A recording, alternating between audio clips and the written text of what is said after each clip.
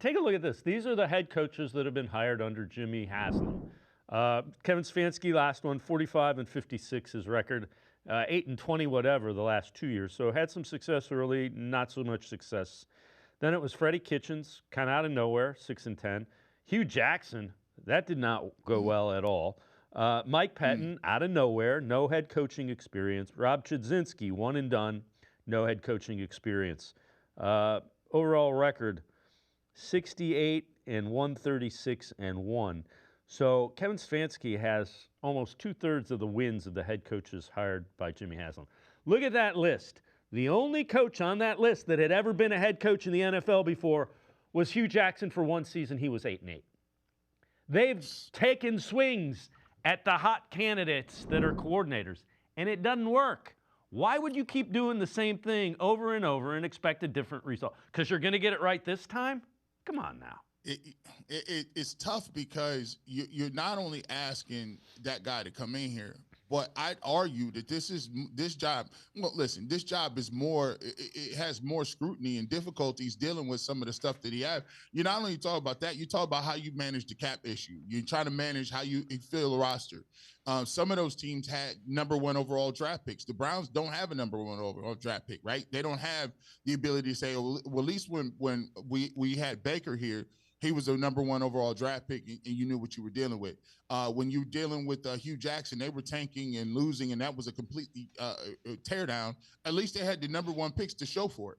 Now, in this circumstance, this is why I've always said, look, if you get down to it and you got Jim Shorts in the building, the one thing that you can understand and one thing that Jim Shorts has is there's a level of, the fact that he wants the job.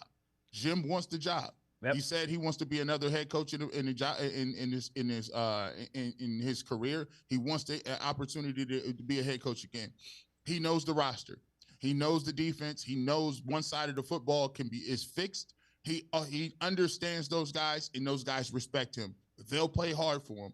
Hey, you want to talk about some people are uncertain about the quarterback room? Well, if you don't plan on making any major changes to the quarterback room, the common denominator is Jim Shorts has been here while all 3 of those guys have been brought into the building. So he knows those guys. He has an opportunity to speak to those guys. And by the way, he knows and understands, Andrew Berry. Andrew went and got him from his time in Philadelphia. And if you think Jim Shorts is a guy that he's not a hot coordinator. He's a guy that's a no-nonsense guy. He has a way of talking about certain things. I think he'll hold people accountable. My perfect scenario is if you get Jim Shorts, you bring him in here, he can hold guys accountable, and then you can have – I'd rather have a hot coordinator that's just in the weeds of figuring out how to get this offense to play well. I like that energy. Especially if it's Shieldhouse and you got an opportunity to have a guy who did come from McVay's tree. He is a passing game coordinator. He did call plays at Iowa State. It's a little more, but even if it's Udinski, he has an opportunity that I think he can dive deep into just saying, I'm gonna just take my dives into the offense. To me, that's the perfect storm. I get the best of both worlds. I get somebody's familiar with organization, somebody that can hold the defense accountable and still keep that part of the defense of the team that's successful, good. And at the same time, I could take a swing at a guy who may not be ready to be a head coach, but has some things they can bring to the table as far as a coordinator. The other thing that Schwartz knows very well, because he's been in the building for 3 years, he knows what ownership is like. He knows where landmines are, he knows what to avoid, and he knows what he can fight.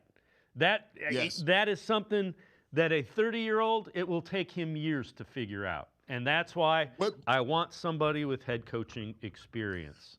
What battles can you win? I like you. That was a great point. I'll give you credit for. I'm gonna use that in these next couple days.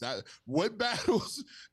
What is a winning battle that you can fight, and what is? Yeah, I'm gonna just let Jimmy take care of that because Jimmy's gonna be Jimmy or Andrew. I've worked with Andrew in multiple places. Here's where I can put my energy and effort into, so we can be a cohesive unit. I like that.